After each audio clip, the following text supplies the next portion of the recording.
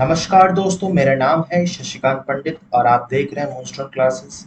तो स्वागत है आपकी क्लास 10th की साइंस की चैप्टर नंबर 3 और केमिस्ट्री की भी chapter number 3, that is metals and non metals. यह इस चैप्टर की फर्स्ट पार्ट है। तो इस चैप्टर को क्योंकि थोड़ी लेंथी चैप्टर है तो हम लोग पार्ट वाइज में डील करेंगे। तो ये फर्स्ट पार्ट है। इसमें हम लोग आज का जो मेन टॉपिक है वह है मेटल्स। ठीक है, हम लोग इस मेन वीडियो में मेटल्स के बारे में पढ़ेंगे। मेटल्स के बारे में ऑलरेडी आपने जूनियर क्लासेस में कुछ ना कुछ आपको आइडिया जरूर होंगे। ठीक है, तो इस वीडियो को अंत तक जरूर देखिएगा और अगर वीडियो पसंद आए तो लाइक कीजिए, शेयर कीजिए, सब्सक्राइब नहीं किया तो सब्सक्राइब जरूर कर दीजिए। तो बिना टाइम गवाए शुरू करते हैं metals and non metal chapter को। तो सबसे पहले अगर मैं पूछूं आपसे कि मेटल्स होता क्या है ना, तो मेटल्स के कुछ कुछ फिजिकल फीचर्स होते हैं, कुछ केमिकल फीचर्स होते हैं। जूनियर क्लासेस में आपने पढ़ा होगा कि मेटल जो होते हैं बहुत सॉलिड ऑब्जेक्ट्स लाइक होते हैं। जैसे कि आपको एक रेलवे की जो पटरी होती है, अगर उसको इमेजिन करेंगे तो वो क्या है, उसके फीचर्स क्या है, तो वो बहुत ज्यादा सॉलिड होता है। ठीक है, फिर वो शाइन भी करता है ना, तो लश्चरस है। फिर क्या कर सकते हैं हम लोग कि उसको हम लोग अगर किसी और मेटल या किसी अन्य चीज से उसको बीट करेंगे तो एक साउंड प्रोड्यूस होता है, तो मेटल सोनोरस है। फिर उसको हीट करेंगे तो लोहे को अगर हीट देकर पिघलाएंगे तो वो पिघल भी सकता है। तो ये सब क्या है, एक फिजिकल फीचर्स है। फिर आपने रस्टिंग कोरोशन भी पढ़ा होगा, जिसमें क्या होता है कि जब मेटल्स को बहुत, स्पेशली आयरन ऑब्जेक्ट को अगर हम लोग बहुत दिनों तक बाहर आउटसाइड में रख देंगे जहां पर वो मेटल जो है वो मॉइस्चर और एयर के कांटेक्ट में होगा, तो उसमें क्या होगा, धीरे धीरे वो रस्टिंग होने लगेगा, जंग लगना शुरू हो जाएगा। ये सब आपको बेसिक आइडियाज तो होंगे। ठीक है, हम लोग बेसिक आइडियाज भी समझेंगे और जो क्लास 10th की बुक में जो दी गई है उससे भी डील करेंगे। तो चलिए शुरू करते हैं।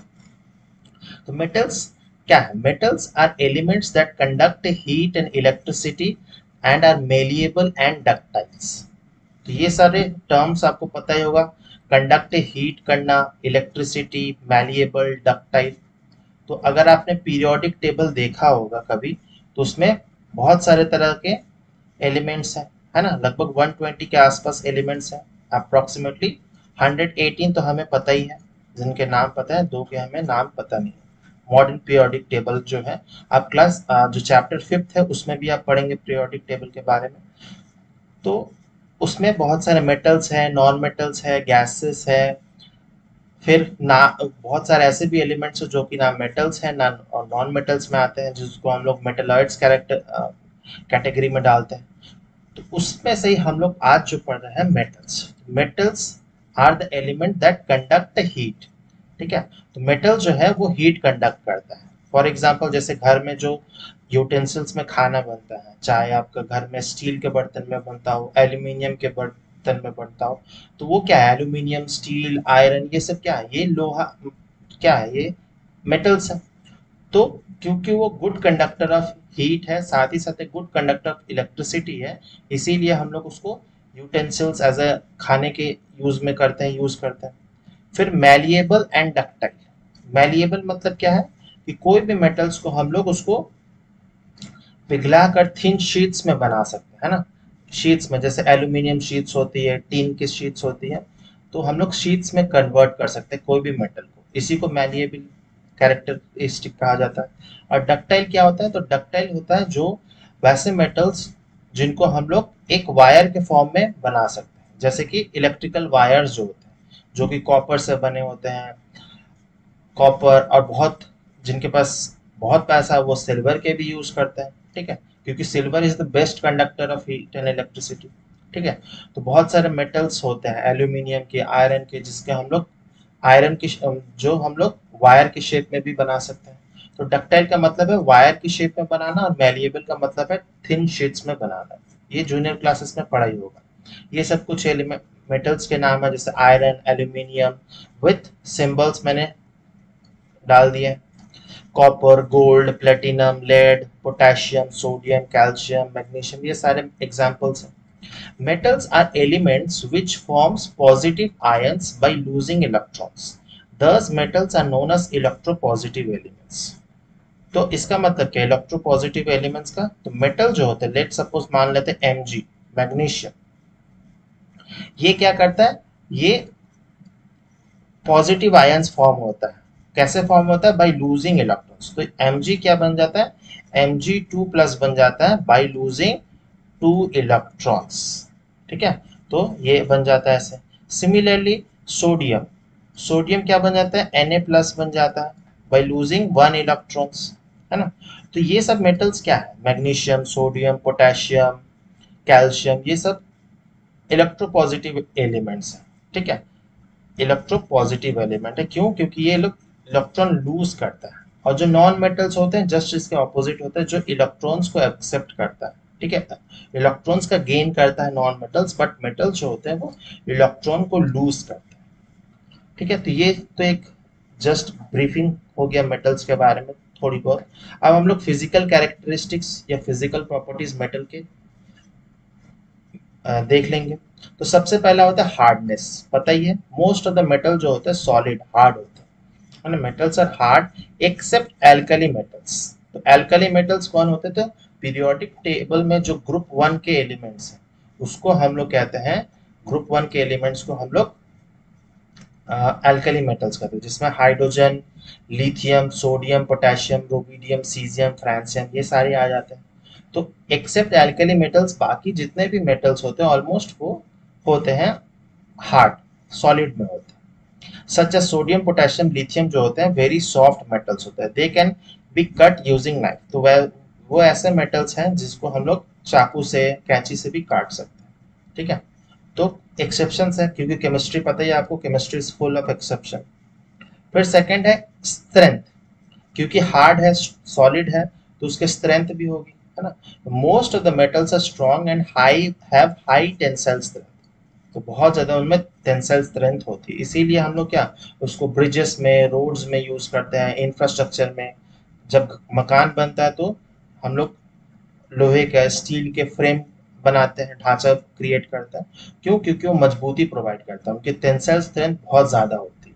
ठीक है, because of this big structures are used, are made using metals such as copper, iron, except sodium, potassium, जो कि सॉफ्ट मेटल्स हैं, इनमें इतनी टेंसाइल स्ट्रेंथ नहीं होती। फिर स्टेट क्या है, स्टेट ऑब्वियसली बताया कि मोस्ट ऑफ द मेटल्स का जो स्टेट होता है रूम टेम्परेचर पे मेनली वो सॉलिड होता है। जो लोहा होता है या टीन होता है, गोल्ड होता है, सिल्वर होता है, ये क्या सॉलिड ही है। लेकिन एक्सेप्शन है, जैसे मर्क्यूरी, मर्क्यूरी जो है वो रूम टेम्परेचर पे लिक्विड होता है। ठीक है, मर्क्यूरी जो है वो लिक्विड होता है। देख, आपने थर्मोमीटर में देखा ही होगा, जो सिल्वरी कलर का लिक्विड होता है जिसको हम लोग नोट करते हैं। तो इसीलिए मर्क्यूरी को थर्मोमीटर में यूज किया जाता है। थर्मल एक्सपेंशन भी बहुत ज्यादा होता है। तो एक्सेप्ट मर्क्यूरी, मर्क्यूरी में मेटल है। ठीक है, उसका सिंबल है Hg। फिर दूसरा चौथा प्रॉपर्टी क्या है, साउंड। क्योंकि मेटल जो होता है वो सॉलिड सब्जेक्ट होता है ना, सॉलिड है, तो उसको अगर हम लोग हिट करेंगे तो उसमें से एक साउंड क्रिएट होता है ना। जैसे कि लोहे के एक बार को हम लोग हिट करते हैं तो उसमें से साउंड होता है, एल्यूमिनियम के बार को हिट कीजिए, मैग्नीशियम कीजिए, उसमें से एक साउंड क्रिएट होगा। ठीक है, तो वैसे मेटल्स को हम लोग क्या बोलेंगे, मेटल्स आर कॉल्ड सोनोरस, है ना, जिसमें मेनली हम लोग यूज करते हैं म्यूजिकल इंस्ट्रूमेंट बनाने में, जैसे गिटार, वायलिन, सितार, इन न्यूमरस एग्जाम्पल्स हैं इसके। तो मेटल जो होते हैं, जो गिटार की जो वायर्स होते हैं, वायलिन के जो वायर्स होते हैं, वो सब किससे बने होते हैं, तो मेटल्स के ही बने होते हैं, है ना। तो सोनोरस भी होते हैं प्रॉपर्टीज। नेक्स्ट प्रॉपर्टी जो है कंडक्शन। मेटल्स जो है are good conductor of heat and electricity, क्योंकि मेटल्स में जो मॉलिक्यूल्स हैं, जो एटम्स जो है वो बहुत ज्यादा क्लोजली पैक्ड है ना, इंटरसेलुलर स्पेसेस बहुत कम होते हैं, तो ये बहुत अच्छा होता है हीट को ट्रांसफर करने के लिए। Metals are good conductor of heat and electricity. This is the cause that electric wires are made up of metals like copper and wires.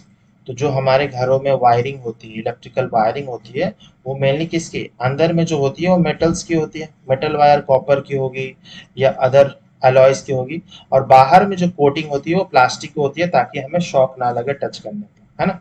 लेकिन अंदर में जो है वो तो मेटल्स का होता है। तो वो वो भी दर्शाता है, क्यों? क्योंकि वो गुड कंडक्टर ऑफ हीट है as well as electricity. Next property है मैलिएबिलिटी। मैंने बता दिया कि metals are malleable. This means metal can be beaten into thin sheets.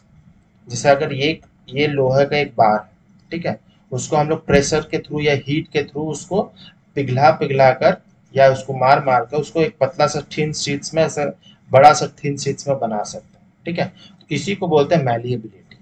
Because of this property iron is used in making big ships, है ना।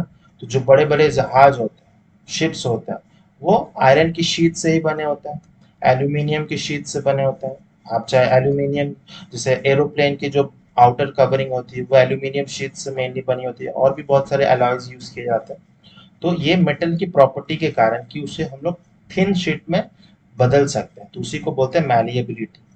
Ductility का मतलब है metals are ductiles. This means that metals can be drawn into thin wire. पतले पतले thin wire में उसको हम लोग बना सकते हैं। जैसे आप देख लीजिए गिटार के जो वायर्स होते हैं, वायलिन के जो वायर्स होते हैं, इलेक्ट्रिकल वायर्स जो होते हैं वो भी बहुत ज्यादा थिन होते हैं। जैसे कि हमारा जो बाल होता है उसकी जितनी थिकनेस ऑलमोस्ट उतनी ही होती है एक वायर की, इलेक्ट्रिकल वायर्स में, ठीक है। Because of this property a wire is made up of metals. तो डक्टिलिटी का ये मतलब है। फिर melting point and boiling point, ठीक है। तो metals have generally high melting point and high boiling point. मतलब अगर किसी मेटल को पिघलाना है, ठीक है, मेटल को अगर पिघलाना मतलब सॉलिड से लिक्विड फेस में बनाना है, तो उसमें हम लोग को क्या बहुत ज्यादा हीट, अमाउंट ऑफ हीट लगेगा। High melting high boiling point का यही मतलब है ना, कि उसमें बहुत ज्यादा हमें टेम्परेचर लगेगा।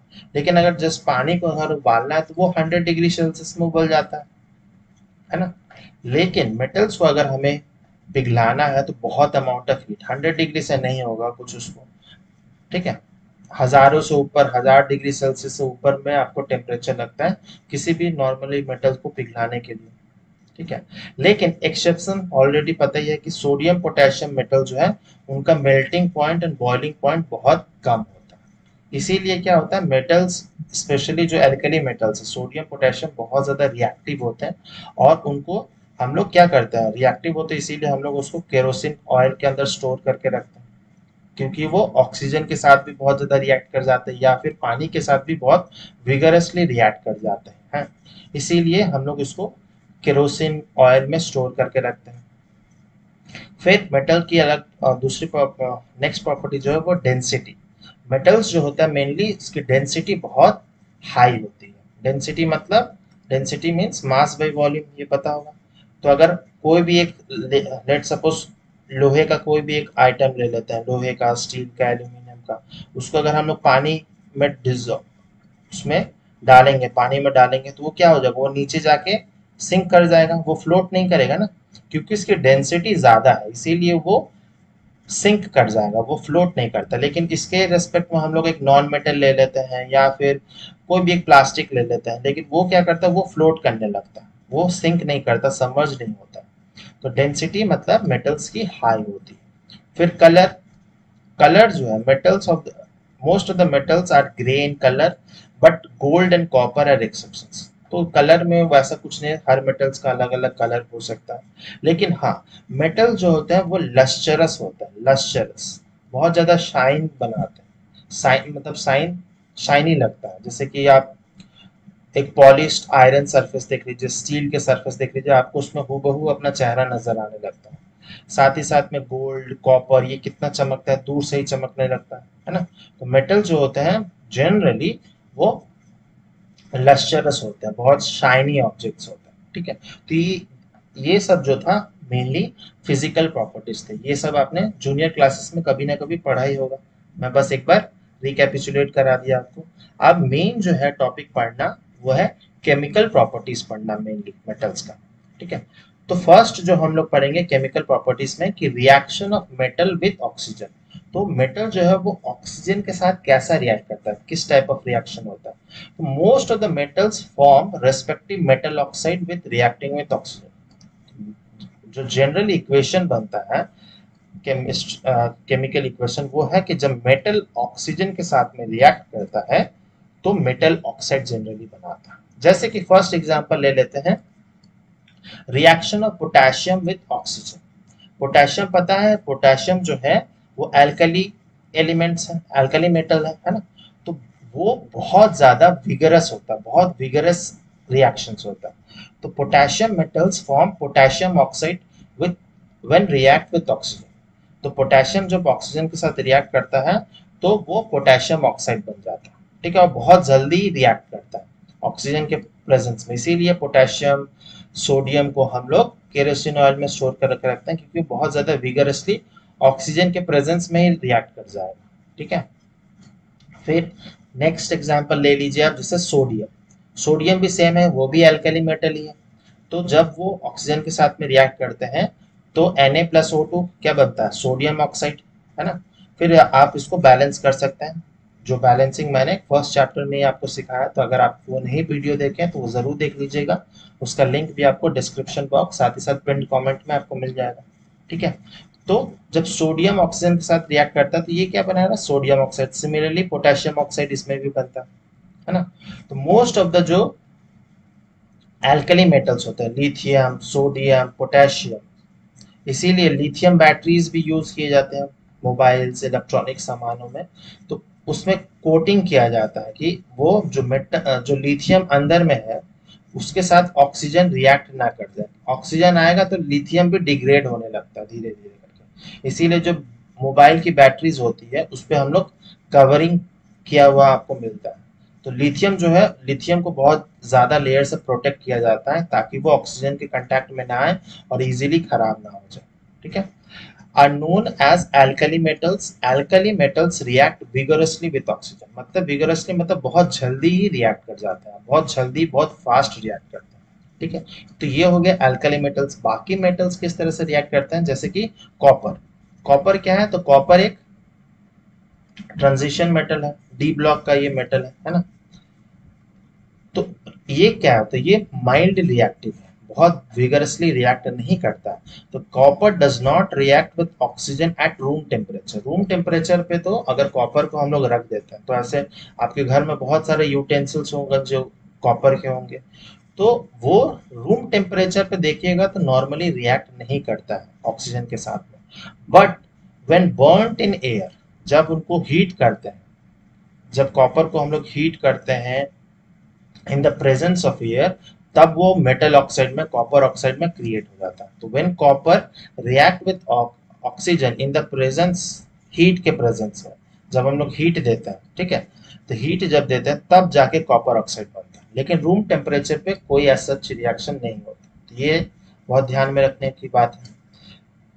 Silver, gold, platinum do not combine with oxygen of air even at high temperature, they are least reactive. और आपने देखे होंगे बहुत सारे आपके घरों में अगर ज्वेलरीज होंगे या कुछ भी ऑर्नामेंट्स होंगे तो सिल्वर, सिल्वर, गोल्ड, प्लेटिनम, ठीक है। तो ये सब मेटल जो होते हैं वो ऑक्सीजन के साथ में हायर टेम्परेचर पे भी रिएक्ट नहीं करते। जैसे कॉपर क्या हुआ, वो रूम टेम्परेचर पे रिएक्ट नहीं कर रहा था लेकिन हाई टेम्परेचर पे रिएक्ट कर रहा था और मेटल ऑक्साइड बना रहा था। लेकिन सिल्वर, गोल्ड, प्लेटिनम ये जो होता है वो हाई टेम्परेचर के प्रेजेंस में भी ऑक्सीजन के साथ रिएक्ट नहीं करते, है ना। ये बहुत लेस रिएक्टिव है, इसीलिए ये सब मेटल्स जो होते हैं दिस आर लेस रिएक्टिव, ठीक है। और जो कॉपर वाले हैं वो मिडिल में आ जाते हैं, वो रिएक्ट कर जाते हैं। लेकिन जो लिथियम, पोटेशियम, एल्कली मेटल्स होते हैं आर वेरी रिएक्टिव, है ना। तो हम लोग मेटल्स का ऑक्सीजन के साथ में रिएक्शन करा के हम लोग क्या कंक्लूड कर रहे हैं कि एल्कली मेटल्स जो होते हैं वो बहुत ज्यादा रिएक्टिव होते हैं। कॉपर, जिंक, आयरन ये सब जो एलिमेंट्स होते हैं वो माइल्डली रिएक्टिव होते हैं, है ना। They are mildly reactive. But silver, gold, platinum they are less reactive, मतलब सबसे कम रिएक्टिव ये है। इसीलिए हम लोग ऐसे एलिमेंट्स को, सिल्वर, गोल्ड, प्लेटिनम, इनको क्या कहते हैं, नोबल मेटल्स भी कहते हैं, नोबल मेटल्स, ठीक है। तो बहुत आप ध्यान से पढ़िएगा, नोबल मेटल्स। मैं नोबल गैस की बात नहीं कर रहा हूँ, जो हीलियम, नियॉन, आर्गन, उसके बारे में नहीं बोल रहा हूँ, मैं नोबल मेटल्स के बारे में बोल रहा हूँ, ठीक है। तो क्योंकि ये बहुत ज्यादा रिएक्टिव नहीं है, ठीक है। अब दूसरा केमिकल प्रॉपर्टीज पढ़ते हैं कि जब रिएक्शन क्या होता है, जब when metals react with water, oxygen के साथ क्या होता है वो तो पता चल गया। लेकिन जब मेटल वाटर के साथ में रिएक्ट करता है। तो जनरल फॉर्मूला क्या बनता है, metal when react with water metal hydroxide बनता है और साथ ही साथ में हाइड्रोजन गैस का लिबरेशन होता है। ठीक है, तो when metal react with water it gives metal hydroxide and hydrogen gas। ठीक है, बट इसमें भी एक्सेप्शंस बहुत सारे हैं कि दैट सिर्फ जो एल्कली मेटल्स होते हैं, एल्कली मेटल्स और जो एल्कलाइन अर्थ मेटल्स होते हैं वो ही मेनली वाटर के साथ में रिएक्ट कर जाते हैं, लेकिन बाकी जो मेटल्स हैं जो लेसर रिएक्टिव या माइल्डली रिएक्टिव है वो मेटल हाइड्रोक्साइड नहीं फॉर्म करते। क्यों? क्योंकि वो वाटर के साथ में आसानी से रिएक्ट नहीं करते हैं, उनको टाइम लगता है, मतलब होता है रिएक्शन होता है लेकिन वो स्लो प्रोसेस हो जाता है। लेकिन जो एल्कली मेटल्स है, एल्कलाइन अर्थ मेटल्स है, वो बहुत ज्यादा फास्ट रिएक्ट करेगा और बहुत ज्यादा हीट भी इवॉल्व होगा, मतलब वो एक्सोथर्मिक रिएक्शंस होंगे। ठीक है, जैसे कि हम लोग देख लेते हैं, जैसे कि reaction of sodium metal with water. तो जब हम लोग सोडियम मेटल वाटर के साथ में रिएक्ट करते हैं, ये बहुत ज्यादा वेगरस रिएक्शंस होते हैं, आग लगने के भी बहुत चांसेस होते हैं। तो ये जो है घर में या कहीं पे भी लैब वैब में मत परफॉर्म कीजिएगा, क्योंकि इसमें आग लगने का खतरा बहुत होता है। क्योंकि हम लोग एस्टिमेट नहीं लगा सकते कि सोडियम मेटल कितना ज्यादा रिएक्टिव है, बहुत ज्यादा रिएक्टिव होता है, आग लगने के बहुत चांसेस हैं। तो सोडियम जो है, सोडियम सोडियम से तो और रिएक्टिव है पोटेशियम। ठीक है, तो पोटेशियम तो और ज्यादा रिएक्टिव होता है इन कंपैरिजन टू सोडियम।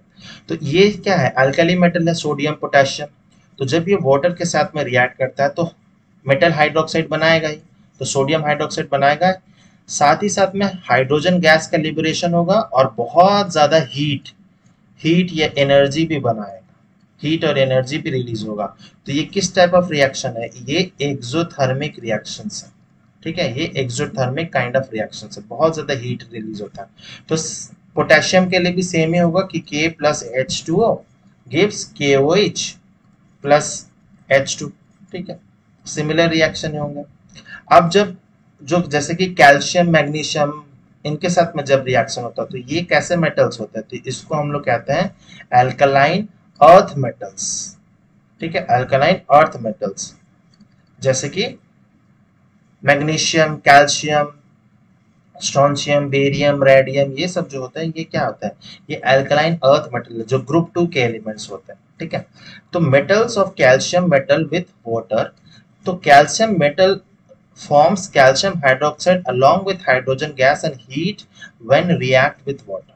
ठीक है, तो ये वाटर के साथ में, नॉर्मल वाटर के साथ में ये रिएक्ट कर जाता है और calcium hydroxide plus water hydrogen gas release करता है, साथ ही साथ में हीट भी बहुत ज्यादा रिएक्शन में निकलता है। तो ये भी एक्सोथर्मिक ही है। लेकिन जो मैग्नीशियम है वो नॉर्मली वाटर के साथ में, जो नॉर्मल वाटर होता है, जो रूम टेम्परेचर पर वाटर होता है, उसके साथ में रिएक्शन आसानी से नहीं करता है, मतलब वो स्लोली रिएक्ट करता है। ठीक है, धीरे धीरे रिएक्शन करता है। तो वो वार्म वाटर के साथ में बहुत ज्यादा वायलेंट हो जाता है मैग्नीशियम भी, लेकिन नॉर्मल वाटर के साथ में बहुत ज्यादा फास्ट विगरस नहीं होता in comparison to the alkali metals. ठीक है, तो magnesium metals react with water slowly and forms magnesium hydroxide and hydrogen gas. ठीक है, इसमें भी हीट रिलीज होता है, लेकिन इसमें जो हीट रिलीज होता है वो कम अमाउंट में होता है in comparison to reaction between the alkali metals and water. लेकिन ये हो गया नॉर्मल वाटर के साथ में हम लोग कर रहे थे, रूम टेम्परेचर पर मान लेते हैं, रूम टेम्परेचर वाले जो वाटर होते हैं उस पर। ठीक है, लेकिन जब हम लोग स्टीम से रिएक्ट कराते हैं, मैग्नीशियम को स्टीम से पास कराते हैं, when steam is passed over magnesium metals, magnesium oxide and hydrogen gas are formed। ठीक है, तो मैग्नीशियम ऑक्साइड फॉर्म होता है और साथ ही साथ में हाइड्रोजन गैस का भी लिबरेशन होता है। तो ये दोनों ही अलग रिएक्शंस है। ठीक है, स्टीम के साथ अलग रिएक्शन होता है और जो नॉर्मल वाटर है उसके साथ में अलग रिएक्शन है। तो ये क्या हो गया, ये सब अल्कालाइन अर्थ मेटल्स के हो गए। तो अल्कालाइन अर्थ मेटल्स जो होते हैं वो लेसर रिएक्टिव होते हैं in comparison to the alkali metals. ठीक है, तो अल्कली मेटल्स सबसे ज्यादा रिएक्टिव है विथ वाटर, देन आते हैं अल्कलाइन अर्थ मेटल्स। फिर बाकी जो मेटल्स हो गए जैसे कि aluminium, silver, gold, aluminium, silver, gold, iron, copper, zinc, ये सब। तो aluminium reaction of aluminium metal with water. तो aluminium metal with cold water is too slow. तो जो cold water in the sense room temperature पे जो normal water होता है उसके साथ में बहुत धीरे धीरे स्लो रिएक्शन, मतलब 1 महीना लग जाएगा उसको रिएक्शन ही होने में, ठीक है, तो बहुत ज्यादा स्लो होता है, ठीक है, तो नेचुरली हमको दिखेगा नहीं उसका process. But when steam is passed over aluminium metal, aluminium oxide and hydrogen gas are produced, ठीक है। तो जब नॉर्मल वाटर के साथ तो नहीं कर रहा है, लेकिन जब उसको हम लोग स्टीम या वार्म वाटर के साथ रिएक्शन करा रहे हैं तो क्या बन रहा है, एल्यूमिनियम को H2O, मतलब हीट किया हुआ वाटर स्टीम से पास करा रहे हैं, स्टीम से, तो क्या बन रहा है Al2O3 प्लस हाइड्रोजन गैस, ठीक है, हाइड्रोजन गैस रिलीज होगा। आप इसको बैलेंस करेंगे तो 2 और इधर 3 और 2 हो जाएगा, ठीक है, तो ये रिएक्शन बन जाता है। तो एल्यूमिनियम जो है कोल्ड वाटर के साथ में रिएक्शन जो होगा वेरी वेरी स्लो होगा, ठीक है। बट एल्यूमिनियम जब हम लोग स्टीम से पास कराते हैं या हॉट वाटर के साथ कराते हैं रिएक्शन, तब वो एल्यूमिनियम ऑक्साइड बन जाता है, ठीक है।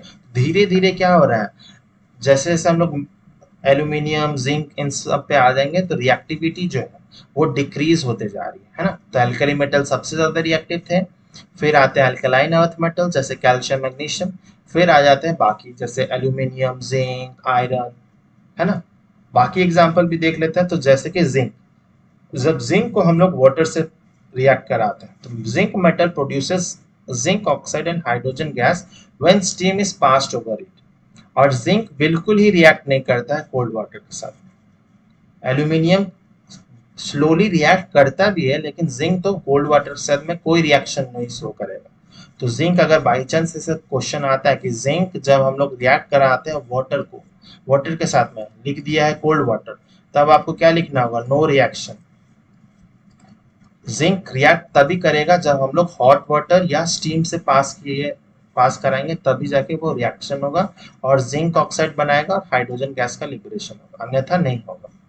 फिर आयरन भी ले लीजिए, जैसे कि आप घर में ही कर सकते हैं। आयरन आयरन के जो पिन्स होते हैं, नेल्स कीले जो होती है, उसको वाटर में आप डाल दीजिए, वो आपको 1 महीना तक आपको पता ही नहीं चलेगा, बहुत धीरे धीरे रिएक्शन करेगा, एक दिन में तो कुछ होगा ही नहीं, है ना। लेकिन एल्कली मेटल जो होते हैं वो कुछ सेकंड्स के अंदर ही फटाक से आग लग जाता है। लेकिन आयरन जो हो गया, एल्यूमिनियम जिंक, ये रिएक्शन होने में बहुत ज्यादा टाइम लगता है। तो reaction of iron with cold water is very slow, cold water के साथ में भी बहुत स्लो होता है, comes into notice after a long time, है ना। जैसे जिसको हम लोग रस्टिंग कहते हैं, तो रस्टिंग होने में बहुत ज्यादा टाइम लगता है, एक दिन के अंदर में रस्टिंग तो होता नहीं है ना। तो रस्टिंग होने में बहुत ज्यादा समय लग जाता है। तो iron forms rust, rust mainly किसको बोलते हैं, आयरन ऑक्साइड को जो है Fe3O4, है ना, आयरन 3 ऑक्साइड या Fe3O4 कुछ भी बोल सकते हैं, या फिर हम लोग इसको फेरिक ऑक्साइड भी बोल सकते हैं। When react with moisture present in the atmosphere, ठीक है। तो आयरन रस्ट कैसे बनता है, जब आयरन वाटर के साथ में तो रिएक्ट कर रहा है, वाटर मॉइस्चर में क्या है, मेनली वाटर है, और साथ ही साथ में ऑक्सीजन, एयर में जो ऑक्सीजन है, ये दोनों ही एसेंशियल चीजें हैं, तभी जाके रस्ट फॉर्मेशन होगा। अगर आप वाटर नहीं देंगे और सिर्फ ऑक्सीजन देंगे तो मेटल रिएक्ट नहीं करेगा, आयरन रिएक्ट नहीं करेगा और रस्ट नहीं फॉर्म होगा। तो रस्ट फॉर्मेशन के लिए वाटर भी नीडेड है और ऑक्सीजन भी नीडेड है, ये मैं नेक्स्ट पार्ट में डिटेल में आपको समझा दूंगा, ठीक है। तो मेनली आपको बस ये पता होना चाहिए कि आयरन जो है कोल्ड वाटर के साथ में रिएक्शन नहीं करता है, लेकिन जब हम लोग स्टीम से पास कराते हैं तब आयरन ऑक्साइड और हाइड्रोजन गैस का लिबरेशन होता है। तो ये सब रिएक्शन जो है आपको खुद से बनाने आने चाहिए कि आयरन रिएक्ट करता है वाटर के साथ में या स्टीम के साथ में, तो किस टाइप ऑफ रिएक्शन होता है, उसको बैलेंस करना भी आना चाहिए, है ना, बैलेंसिंग ऑल दैट, वो सब आपको आना चाहिए। फिर एक क्वेश्चन है कि both calcium and magnesium are heavier than water but still floats over it. जो कैल्शियम, बहुत इंपॉर्टेंट क्वेश्चन है और अच्छा क्वेश्चन है कि कैल्शियम और मैग्नीशियम उनकी डेंसिटी जो है वो वाटर से ज्यादा होती है, फिर भी वो पानी के साथ जब रिएक्शन होता है तो वो फ्लोट करते हैं, वो सिंक नहीं कर जाते हैं। क्यों, ऐसा क्यों होता है, तो आपने अभी पढ़ा कि जब कैल्शियम या मैग्नीशियम वाटर के साथ में रिएक्ट करते हैं तो कैल्शियम हाइड्रोक्साइड और मैग्नीशियम हाइड्रोक्साइड बनता है MgOH2। और साथ ही साथ में दोनों ही केस में हाइड्रोजन गैस का लिबरेशन होता है। तो हाइड्रोजन गैस के साथ क्या होता है, ये बबल फॉर्म बनाता है, ठीक है। तो both calcium and magnesium floats over the water surface because hydrogen gas is evolved when the metal react with water. It is in the form of bubbles. तो हाइड्रोजन गैस जो है bubble के form में है, जो कि जो metal surface है कैल्शियम और मैग्नीशियम जो है उसको कोट कर लेता है। ये जो है ये बाहर वाला जो है हाइड्रोजन गैस का बबल है, और ये जो है अंदर में है वो कैल्शियम हो सकते हैं मैग्नीशियम, कुछ भी मान लीजिए आप, कैल्शियम या मैग्नीशियम। तो ये बबल ऐसे कुछ मेटल्स के सरफेस पे स्टिक कर जाता है हाइड्रोजन गैस। तो ये क्या करता है, मेटल्स को फ्लोट करने में हेल्प कर देता है। क्यों? क्योंकि सरफेस एरिया बढ़ गया, फिजिक्स भी आ जाता है इसमें थोड़ा सा कि सरफेस एरिया बढ़ गया, तो सरफेस एरिया बढ़ेगा तो ऑब्वियसली वो फ्लोट करेगा, सरफेस एरिया श्रिंक होगा तब जाके वो सिंक कर जाता है। लेकिन हाइड्रोजन गैस क्या कर रहा है, सरफेस एरिया मेटल का बढ़ा दे रहा है, इसीलिए वो फ्लोट करने लगता है। तो ये बहुत इंपॉर्टेंट क्वेश्चन है और इस टाइप के क्वेश्चन अक्सर पूछे जाते हैं। Other metals usually do not react with water और रिएक्ट वेरी स्लोली, जैसे lead, copper, silver, gold. Lead, copper थोड़ा बहुत रिएक्शन कर भी देता है स्टीम के साथ में, लेकिन सिल्वर और गोल्ड ये कभी भी स्टीम के साथ में भी रिएक्शन शो नहीं करेंगे। ये आप चाहें तो घर में अपने रिस्क पे कर सकते हैं कि अगर आपके पास कोई भी सिल्वर का कोई भी आइटम है, छोटा सा आइटम लेके कर सकते हैं, ठीक है, प्रिकॉशन से लेके। तो स्टीम के साथ में अगर रिएक्शन कराएंगे तो उसमें भी कोई चेंजेस नहीं मिलेगा आपको, ठीक है, सिल्वर गोल्ड के साथ में, क्योंकि ये बहुत कम नोबल मेटल है, ये किसी से लड़ना झगड़ा करता ही नहीं है। मेटल्स सिल्वर गोल्ड जो है सब शांत रहता है, वो किसी के साथ रिएक्शन ही नहीं शो करते हैं, ठीक है। तो दस order of the reactivity of different metals towards water क्या हो गया, तो वाटर के साथ में कैसे कैसे रिएक्ट करते हैं। तो सबसे ज्यादा जो विगरस कौन सा है, तो वो हो गया पोटेशियम एंड सोडियम, जो कि एल्कली मेटल्स है ना। फिर आ जाते हैं क्या, तो कैल्शियम और मैग्नीशियम जो कि एल्कलाइन अर्थ मेटल्स है, एल्कलाइन अर्थ मेटल्स। और ये जो है एल्कली मेटल्स ये ग्रुप 1 के हैं, एल्कलाइन अर्थ मेटल जो है ग्रुप 2 के हैं, है ना।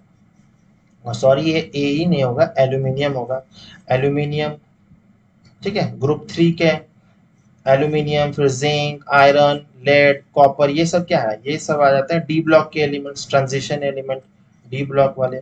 सिल्वर गोल्ड ये सबसे कम लेस रिएक्टिव है ना, सबसे लेस रिएक्टिव।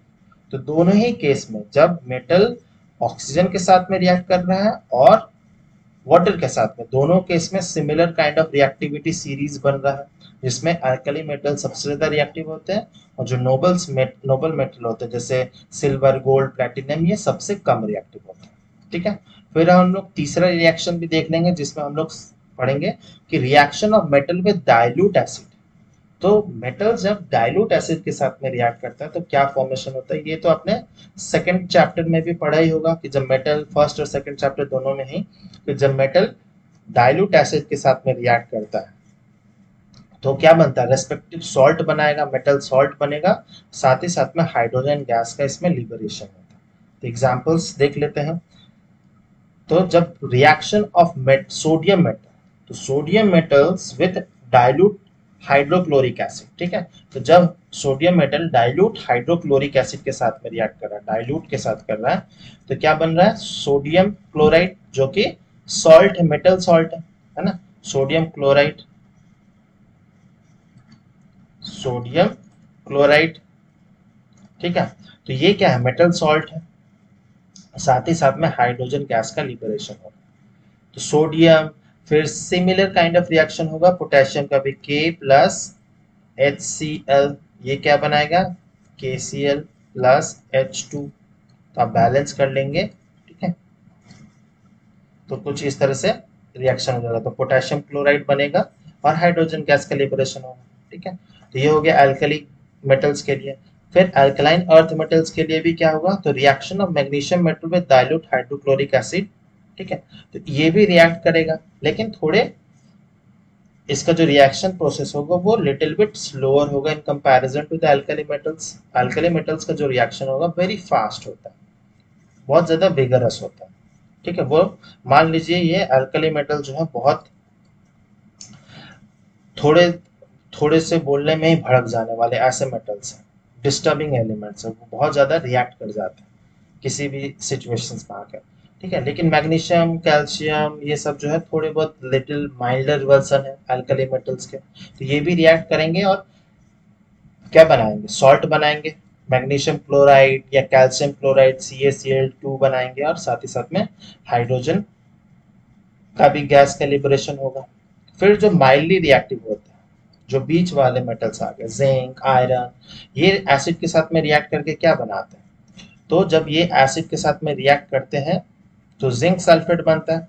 तो zinc sulphate and hydrogen gas are formed when zinc react with dilute sulphuric acid. ठीक है, हम लोग अभी तक सिर्फ डाइल्यूट लेके ही चल रहे हैं, तो अगर कंसेंट्रेटेड लेंगे तो और बहुत ज्यादा विगरस रिएक्शन हो जाएगा और अनकंट्रोलेबल रिएक्शन हो जाता है। इसीलिए हम लोग डाइल्यूट लेके चलते हैं, क्योंकि वो कंट्रोल में नहीं हो पाएगा, इजीली लैब में परफॉर्म करना मुश्किल हो जाएगा। ठीक है, this method is used in the laboratory to produce hydrogen gas. ठीक है, तो लैब में हाइड्रोजन गैस प्रोड्यूस करने के लिए जो हाइड्रोजन हम लोग यूज करते हैं लैब में मेनली, उसके उसका प्रोडक्शन इसी प्रोसेस के थ्रू होता है, जब जिंक को हम लोग डाइल्यूट H2SO4 सल्फ्यूरिक एसिड के साथ में रिएक्ट कराते हैं तो जिंक सल्फेट और साथ ही साथ में हाइड्रोजन गैस का लिबरेशन होता है। ठीक है, फिर एक बहुत इंपॉर्टेंट क्वेश्चंस भी आ जाते हैं और इंपॉर्टेंट पॉइंट भी है, एक्सेप्शन पॉइंट, कि हाइड्रोजन गैस जो है वो लिबरेट नहीं होता है when metals react with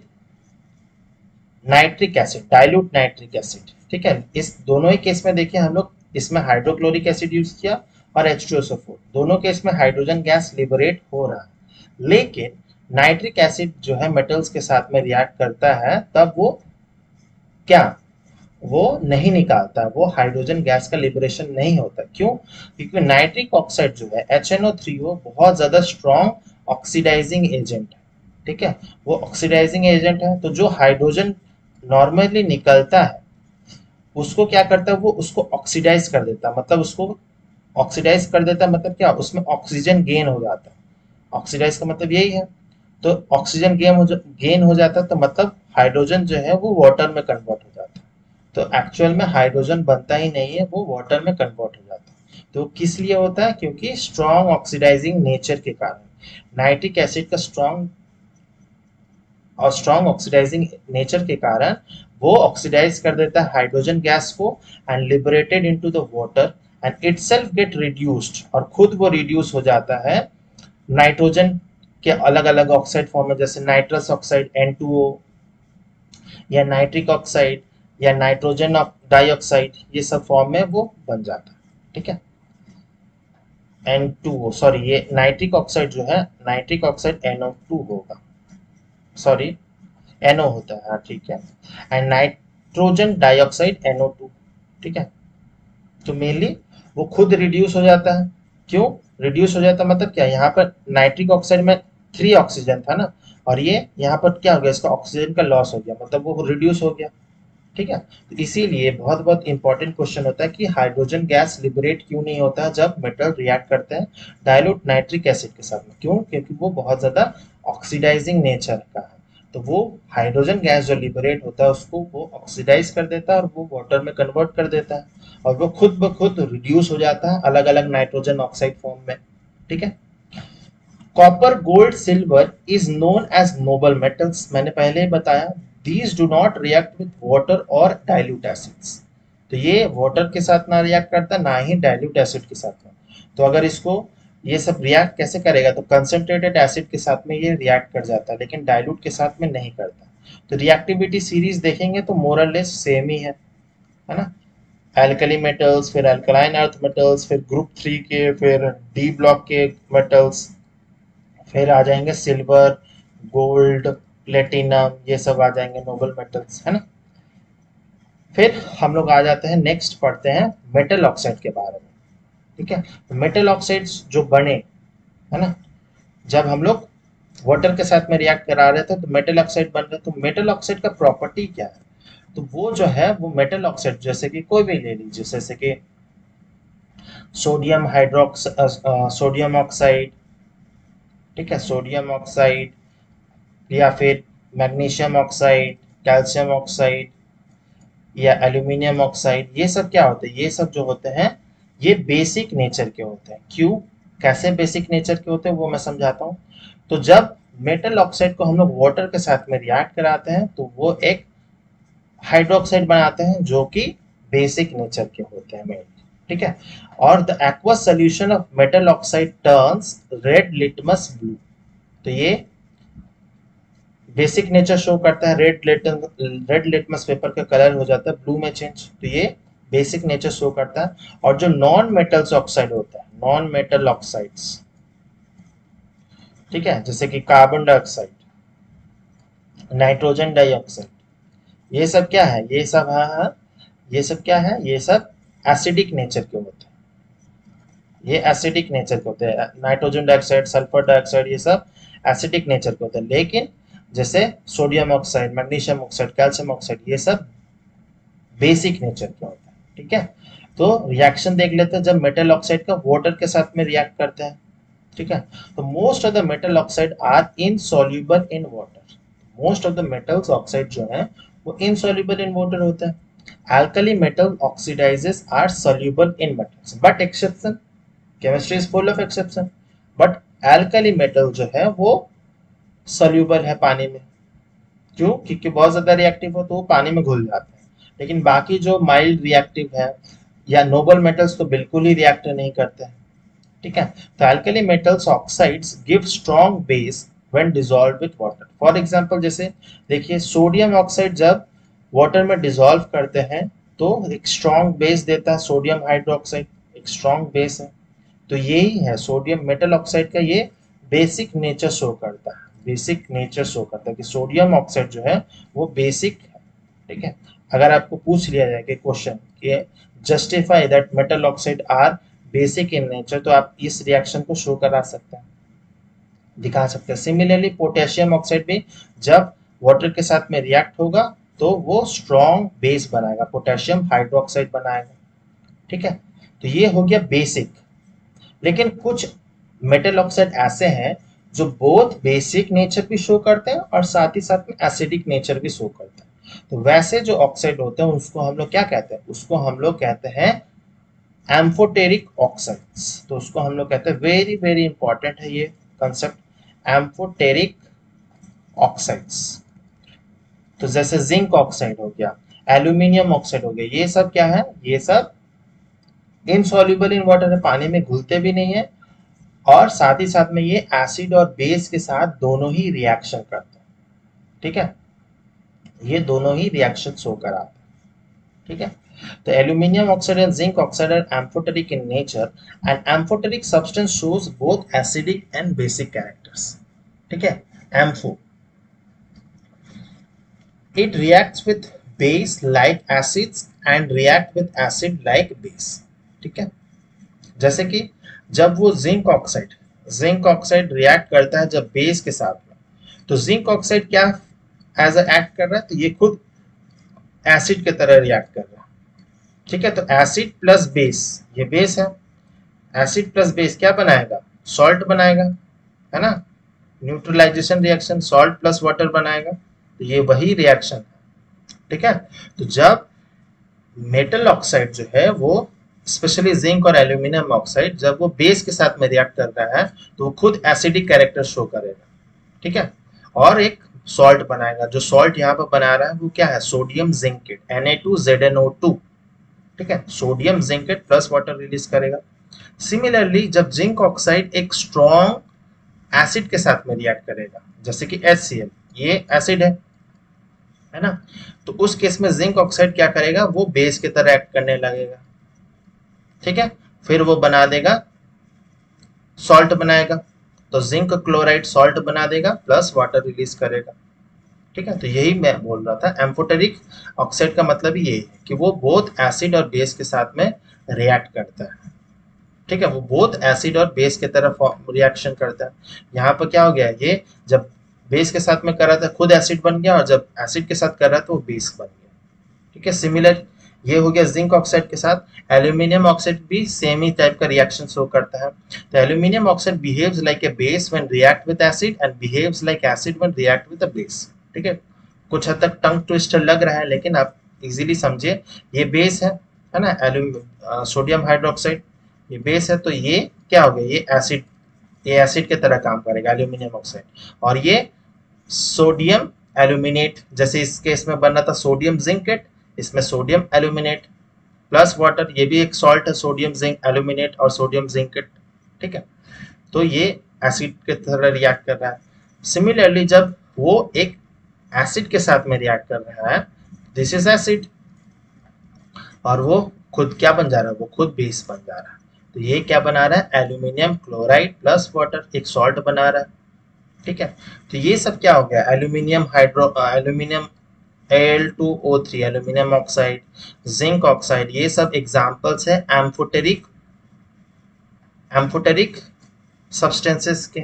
amphoteric oxide भी कह सकते हैं, एम्फोटेरिक ऑक्साइड्स के एग्जांपल्स हैं। तो अगर एग्जांपल्स पूछ लिया जाए या रिएक्शंस पूछ लिया जाए तो इस तरह से आप एक्सप्लेन कर सकते हैं। कोई भी एक एग्जांपल है कि एल्यूमिनियम को ले सकते हैं या फिर जिंक को भी ले सकते हैं, दोनों ही आपके बुक में दिए गए हैं। ठीक है, नेक्स्ट हम लोग आते हैं कि reaction of metals with solution of other metals, metal salt. ठीक है, तो जब एक मेटल को हम लोग रिएक्ट कराते हैं, मेटल ए को रिएक्ट कराते हैं सॉल्ट ऑफ मेटल बी। ठीक है, तो क्या बनता है, salt of metal A plus metal B, मतलब ये क्या बन रहा है, एक डिस्प्लेसमेंट काइंड ऑफ रिएक्शन। ठीक है, एग्जाम्पल के थ्रू आप ज्यादा आसानी से समझेंगे। जब हम लोग मेटल ए को मेटल बी के सॉल्ट के साथ में रिएक्ट करा रहे हैं, तो सॉल्ट जो बनता है वो मेटल ए का बनता है और मेटल बी फ्री बन जाता है। ठीक है, तो ये क्या है, it's a kind of displacement reaction. क्योंकि अभी तक जो हम लोग रिएक्शंस पढ़े मेटल्स का, जैसे कि ऑक्सीजन के साथ में पढ़े, वाटर के साथ में पढ़े, फिर डाइल्यूट एसिड्स के साथ में पढ़े। ठीक है, तो इन सब में हम लोग रिएक्टिविटी सीरीज तो बन रहा था, लेकिन ठीक है, लेकिन उस रिएक्टिविटी सीरीज में थोड़ी बहुत वेरिएशंस हो रही थी। ठीक है, क्योंकि कुछ कुछ जो है वो वार्म वाटर के साथ रिएक्ट कर रहा था, कुछ स्टीम के साथ कर रहा था, कुछ बिल्कुल नहीं कर रहा था। तो उसमें कंडीशनल अप्रोच थे। लेकिन जो ये वाला मैकेनिज्म है, जब reaction of metals with solution of other metal salt, इससे जो रिएक्टिविटी सीरीज बनती है वो बहुत ज्यादा एक्यूरेसी शो करती है।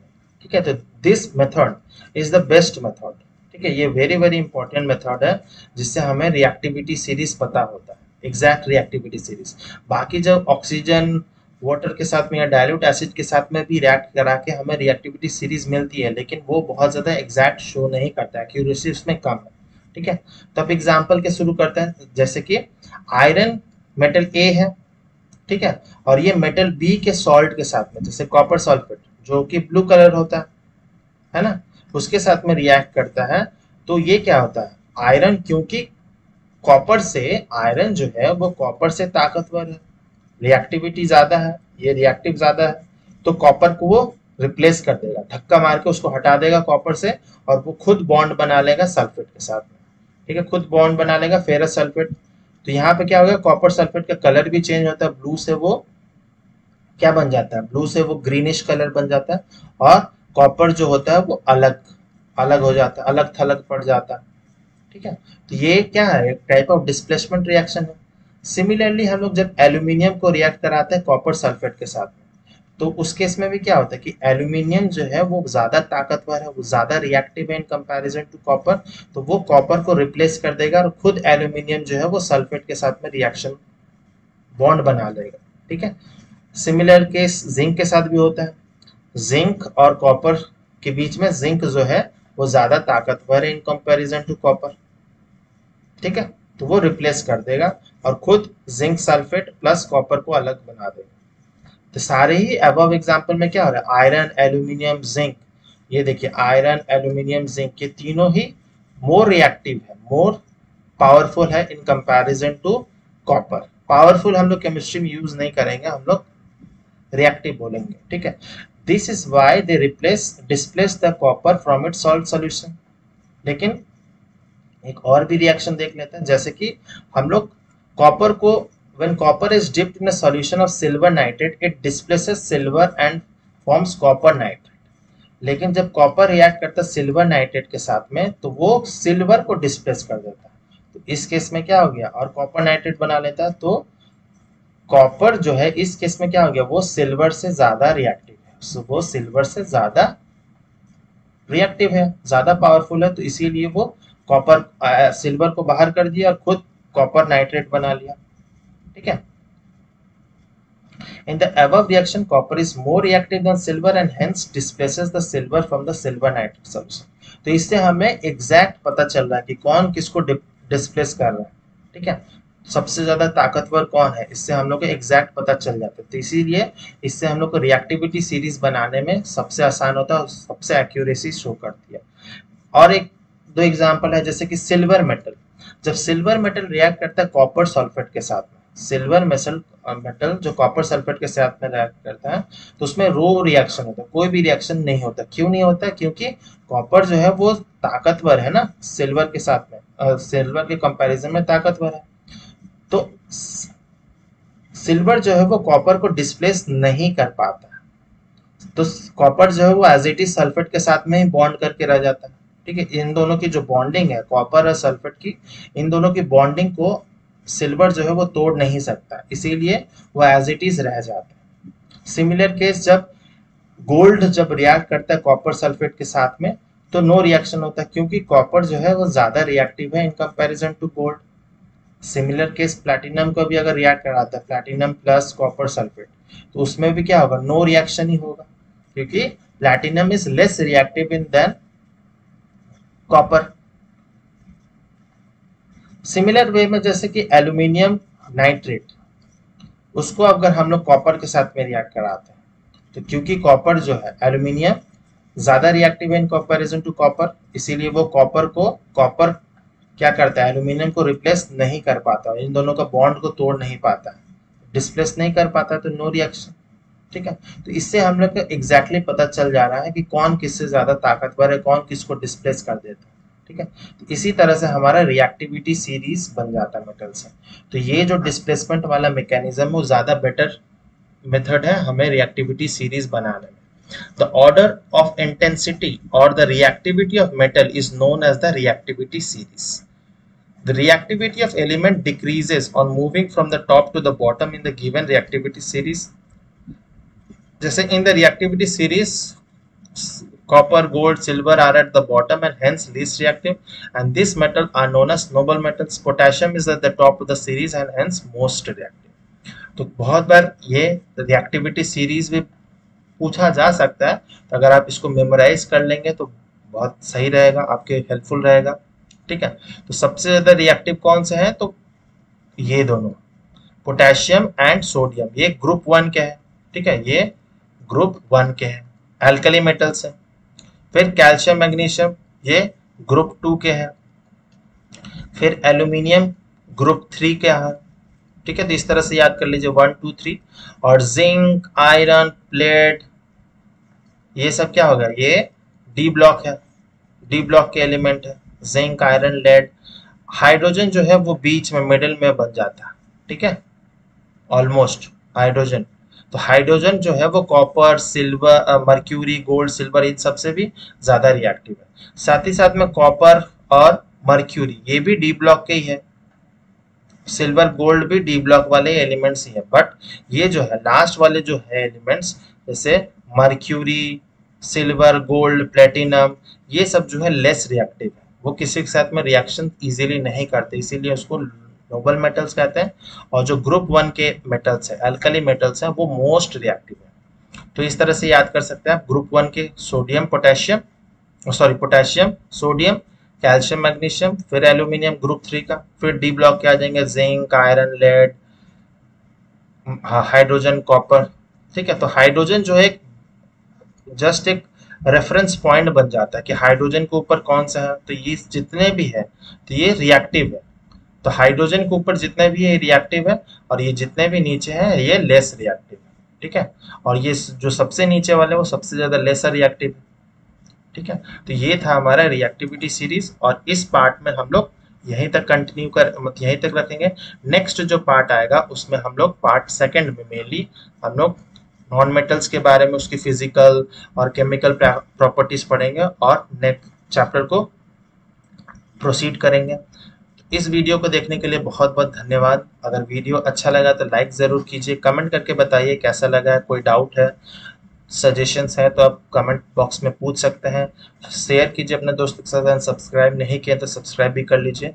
इंस्टाग्राम पे भी आप फॉलो कर सकते हैं। मिलते हैं नेक्स्ट पार्ट में। टिल देन बाय बाय, जय हिंद।